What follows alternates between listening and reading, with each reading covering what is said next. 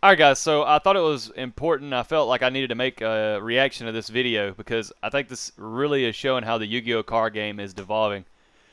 If you don't know this guy, his name is his username is AkemiTCG. He's known for making those like viral shorts and stuff about how he can't find his girlfriend. Really funny content. Always like making really funny flew under ease videos. I've met the guy a couple times. He's always, real cool guy, normal guy, good guy, like everyone should be. And basically, you'll see in this video his experience. He's talking about his experience at Nats and one particular interaction. But anyway, it's just crazy.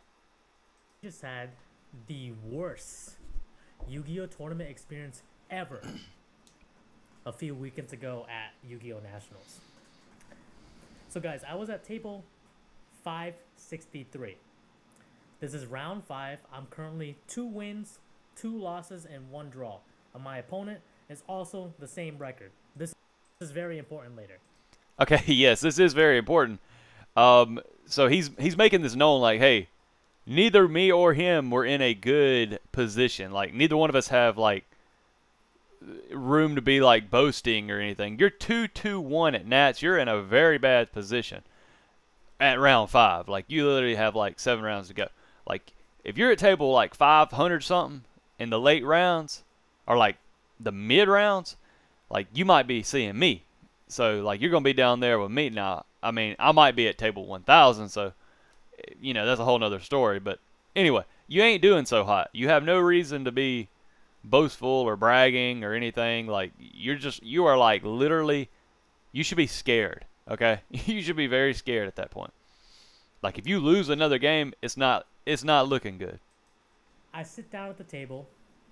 This dude's wearing one of those team jerseys, like the yellow one. I don't even know what team it was on. I don't know his name.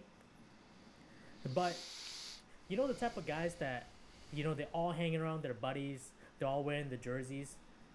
Like, kind of like an esports team. He was one of those teams. So we sit down. I ask him how many cards is in his deck. Kind of like courtesy questions like, where are you from? Cards in your deck. He said 41. I said, I'm playing 60. He gives me the side eye. He kind of shrugs a little bit. Okay, whatever. Okay. So I would be lying if I said that if somebody tells me they're playing 60 cards, I'm not like a little like, what am I getting into? Kind of like that, I'm not like, oh, look at you. You suck. I'm like, he's either about to try to puppet lock me with Branded, he's about to like Horus stun me, he's about to Paleo Tier Daruma cannon me all day long. Or I guess in this case, you'll see what he's playing. No worries. So I win the dice roll. We duel. I'm playing plants. Okay, if you guys don't know anything about plants, basically. Okay, so he's playing plants, and you notice he says if you don't know anything about plants, which we don't, no one actually knows how to play against plants. I don't care. Unless you play plants, you don't know how to play against plants. Nobody does. I mean, they literally one card full combo. Literally a freaking normal monster is one card combo for them. And then they just make this virtually unbreakable board that it does get hurt by like Dark Ruler, of course. But yeah, nonetheless, that's totally unimportant to this conversation. One of the vanilla monsters, the Loci, that's full combo. I summon my Loci, go into the Link one, and then he hits it with the Imperm. Because I'm going to use the effect to search for Sunbind Sowing, then I go full combo. I already had the Sowing in hand. That's okay, but I play a second one in my deck. I activate the Sowing, and the moment I activate the Sowing, he looks to me dead in the windows of my soul, and it says, people like you should not be playing Yu-Gi-Oh! Let that sink in for a second. What if somebody told you people like you should not be playing Yu-Gi-Oh? Bro, I don't even know what he was probably thinking at the moment. Like, what you mean, you people? People like you. What? Me personally, I would just be like, what? Like, what? But anyway, I mean, like, you'll see in this dude was obviously very frustrated. But me personally, I'm gonna tell him. I'm like, look, dude, you gonna have to calm down, or it's gonna be a problem. But this is Nats. You got to be kind of cool. You can't go off on somebody. You got to be, you got to keep your chill, keep your cool. Um, yeah, you gotta. So he does the right thing. You'll see. So in that moment, I'm just kind of dumbfounded. So I give him like kind of a chance to correct himself, and I wanted him to elaborate. So I was like, "Could you elaborate on what you mean by that?" And he says, and I quote, "Konami should only be responsible for making Tier 0 formats where only 3 decks can compete, and you wouldn't be sitting across from me playing Yu-Gi-Oh." Dude, you are at table 560 something, round 5, and you're talking about it should be a Tier 0 format? Bruh. You'd be at table 2000 probably. What do you mean? Like, a Tier 0 format's even worse, I think, for the best decks. Of course, it makes siding easier and things like that, but then you're just going to get, you're just going to lose to RNG all day long. And you'll see in this game kind of, how the game goes. I mean, yeah, sure. The guy imperms his Sunvine Healer or whatever it is they start off with. I don't even know what it is, but and then it doesn't work, so he's all salty.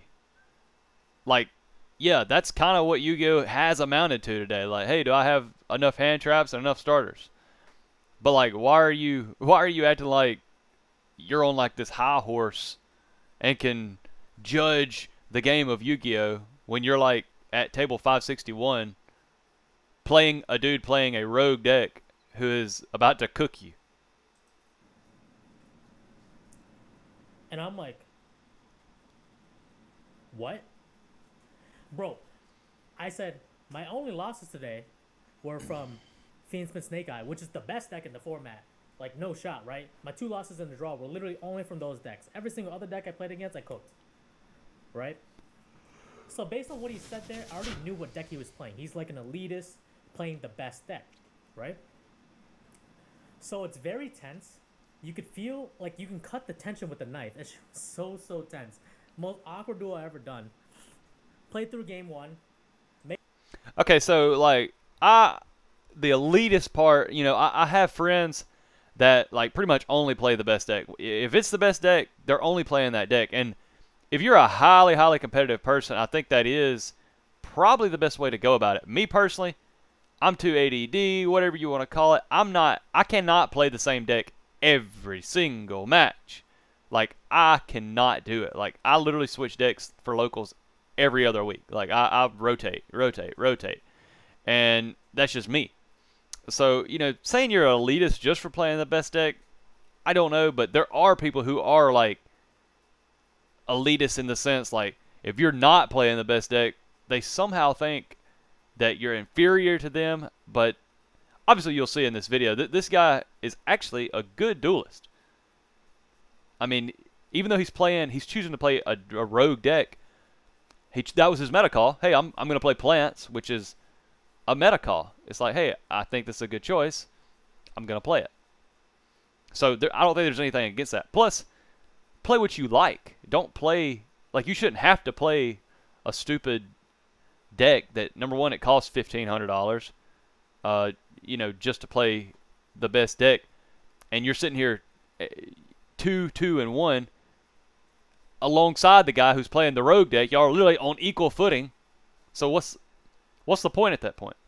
Make a board. He can't break a board. He passes. He doesn't play any cards besides hand trap. So I'm already under the assumption that, he's playing Fiendsman Snake Eye, right? So game 2, I was side. I start siding. And while I'm siding, he's getting more and more tilted. I can see the gears turning in his head. Like, there's like a vein like popping out, right? So he starts talking about the guy that's like not even me, the guy next to him that was playing like Runic Stun or whatever, like Amano Iwado Turbo with the stunning. He's like, yeah, decks like this, people like you should not be playing Yu-Gi-Oh. Like, he started going off on literally everything around him. All right, then it gets worse. Okay, so I do gotta stop there. When I'm playing Runic Stun, like, I'm playing against it, I'm having some bad thoughts. Like I'm honest. I'm not gonna lie. I'm having some terrible thoughts. Like I'm like, gosh, this guy. Oh, I can't stand this guy. And then you have to just think back and not actually say those things. That's the difference between me and other people. I'm not actually gonna say those things. And eventually I'll rationalize. I'll be like, you know what? Hey. This deck is legal. It's not his fault that he's able to play this terribly toxic, annoying deck. It's Konami's fault for letting skill drain be at 3, for letting the meta get to this point to where people actually choose to play solitaire. It's pretty bad. I was shuffling my deck. I put the cards in, shuffled my deck, just did riffle shuffles, like a whole bunch of those. And he's like, "You're not shuffling your deck properly. That's why you keep getting all these cracked hands. I see what you're doing." And I'm like, okay, so the shuffling thing. I literally just made a video on this, and people were commenting, "Oh, that's cheating, bro. That's cheating." It was a power shuffle video. Power shuffling is literally in the rules. You can power shuffle, okay? That's 100% legal. And you can riffle shuffle like he's talking about. You can do that. It's 100% in the rules. It's 100% legal. Your opponent has the opportunity to cut and shuffle your deck before the game starts. So, okay, how are you cheating? Like, even if your opponent is cheating, it's your fault. Because if they're cheating, you have the potential to prevent the cheating. So, I do not understand some of y'all out there. Like, what are you talking about?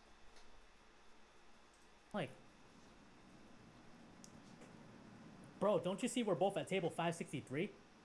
I love how he keeps reinforcing that. Like, we're both at table 563, bro. If I was cheating, I would be at table 1, okay? Not table... You think I chose to be here?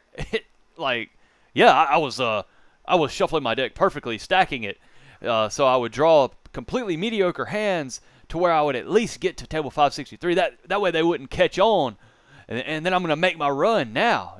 Like, dude, come on now. We both have 2 losses in the draw. What do you mean I'm drawing cracked all day? That just doesn't make sense, right? If anything, he should be drawing cracked all day because he's playing the best deck. So he grabs my deck, power shuffles it for me. He's going first. I say good luck because I'm still like, even though I'm getting tilted, it's like I kind of get what he's doing. He's trying to cut through me, but I really, really, really wanted to win. Right? He's going first. He draws 5. He looks at me. He says, pass. So I'm like, oh my god. Tell me how I drew the most cracked hand possible out of the deck that he shuffled. He power shuffled it, cut it in half, and gave it to me. Bro, all I'm going to say is that is called just desserts. No pun intended. You literally are sitting there complaining, thinking your opponent's cheating, and then you shuffle for him and literally give him the cracked hand. So that's why typically I always cut the same way, like pretty much. I have like this, I'm going to cut your deck pretty much the same way every time. That way, if you're cheating, I don't care. Like, people could cheat me if they notice how I cut the deck. Dude, whatever. But if I go to start shuffling and do it out of spite, they're going to literally draw the god hand every time. Like, that's just my luck.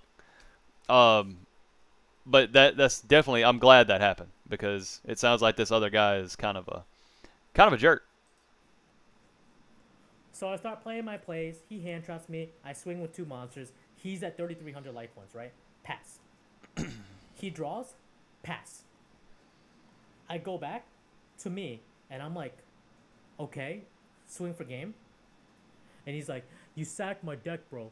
His hand was 2 cross out, 2 Drewsworm. I have no idea why he kept the Drewsworm in my deck, especially since, Okay. All right, so this is as far as I'm going to go in the video. I'm going to let you finish the video on his page. Be sure to check it out, AkemiTCG. I'll show you here in a second. But listen, if every event you go to, you get sacked every game, and that's why you lose every game, you are either lying or you just are completely being dishonest with yourself. Now, you're not getting sacked every time. You are getting beaten. a majority of the time. Now, I will say, as someone who is very, very unlucky, like, people around me know, like, literally, like, I have very unlucky, like, there's days where I will brick 9 out of 10 games. Like, it's that bad. But there's also games where I misplay and I lose, and I'm willing to admit those times. So you didn't get sacked. Now, in this particular situation, whatever. Maybe he did actually get sacked in this game.